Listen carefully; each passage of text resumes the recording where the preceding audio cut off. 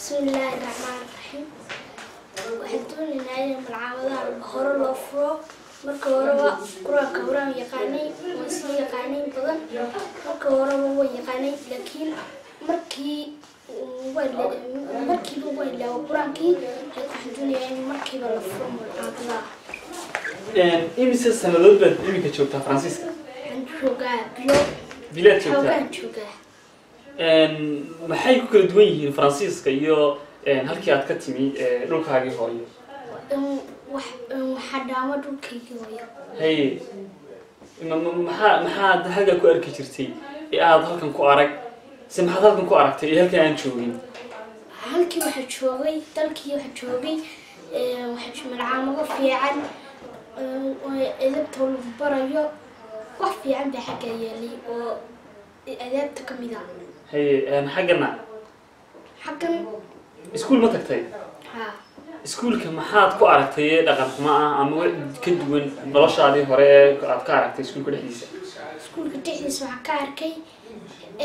مرك 10 كلو دقيقة يوم معلومات حكوا بدي تسافر أنا تكررني أنا مرك وفرت وكاك خلصة وان قرطي هبلها اسكول كعاد جتان ولا يجريهين مدحود وبنايه هي هبليه هرنا مدحود وقرصنا معلمتي وين قريده مدحود وقرصيه halka maxaad ka fahamtay maxaad u malaysa halka bilaadnimo bilaadnimo hay bal dadka maxaad u sheegaysaa ku daawanaya isla bal ninkii Cumar Faransiisku tagay taro muxuu arkay la yaabay ee xagga diinta dhaqanka muxuu bartaa ninkuu dhowsiyahay baa isleeyahay bal saaxiibada iyo dadkii uga waran Faransiiska marka hore waxa salaamaya ayeeyooyinkii iyo awarjirooyinkii iyo waalidkayga marka hore waxa salaamaya dadka la joogan muslimiinta ayaa salaamaya ma jeceshahay inaad guriyo noqoto marka aad weynaato ما يلاش غير إنسانية.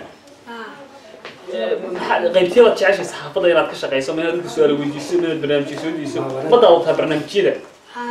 محاكم من البرنامج هذا ضاوطها. حكم إذا برنامج كسوق له كيبل. ما ولد عهرتها. وي بالوي باتري وي ترى وام حيث كل فهميين. وي واللغة الفرنسيسكا أو معنيه دي وحويان waxay la jooga Cumar Yare oo ah